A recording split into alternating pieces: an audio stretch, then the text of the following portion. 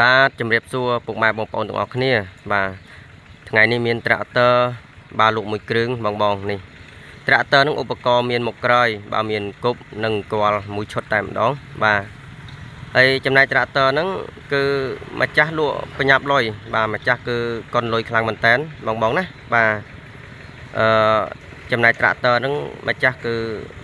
ឲ្យដាក់តម្លៃលក់តម្លៃ$5000បងប្អូនណាបាទតម្លៃលក់បាទអញ្ចឹងបងណាមានតម្រូវការចង់បានអាចតាក់ទងមកខាងបងប្អូនបានបាទសូមបញ្ជាក់ថាត្រាក់ទ័រមួយគ្រឿងហ្នឹងចំណែកម៉ាស៊ីនគឺអត់ទាន់មានដោះទាន់មានរើទេបងណាបាទគឺម៉ាស៊ីនគឺនៅសនំស៊ីនបាទហើយមួយទៀតប្រអប់លេខគឺនៅលំមប្រើបងណាបាទនៅលំមប្រើហើយទៅលើសាច់ឈាមគឺនៅស្អាតសមរម្យបងណាសាច់ឈាមណាបាទគឺនៅស្អាតកង់ក្រើយគឺនៅបានបាទតែ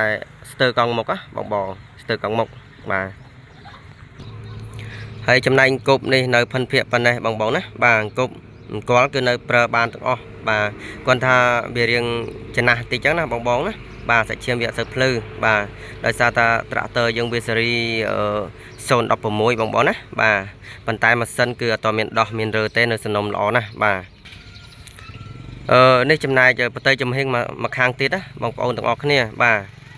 ហើយយ៉ាន់អីទឹកថ្នាំអីក៏នៅស្អាតសមរម្យទាំងអស់បងបាទនេះនិយាយទៅត្រាក់ទ័រគឺលក់តម្លៃធូរមែនតែនបងណាមកមុនគឺបានហើយបាទមកមិនតាន់គឺបានគេបាទហើយចំណែកត្រាក់ទ័រហ្នឹងគឺម្ចាស់គាត់អត់នៅផ្ទះទេបាទគឺគាត់ទៅធ្វើការនៅឆ្ងាយគាត់នៅតែយាយតាចាស់នៅផ្ទះបាទអញ្ចឹងអត់មានអ្នកប្រើទេហើយឥឡូវគាត់ត្រូវការលុយប្រញាប់គាត់ត្រូវការលុយយកទៅដោះស្រាយគេជពាក់លុយគេអញ្ចឹងណាបាទអញ្ចឹងបងណាចង់បានមកមើលទៅបាទធានាថាម៉ាស៊ីននៅស្អាតទាំងអស់បាទប្រឆេះនៅស្អាតបាទនៅប្រើបានធានាជួនហើយតម្លៃគឺតម្លៃធូរបងណាខលមកមុនបានមុនខលមកក្រោយគឺអត់ហើយបាទត្រាក់ទ័រគឺមានតែមួយគ្រឿងនឹងទេបាទហើយចំណែកទីតាំងសូមបញ្ជាក់បងប្អូនទាំងអស់គ្នាណាបាទគឺនៅខាង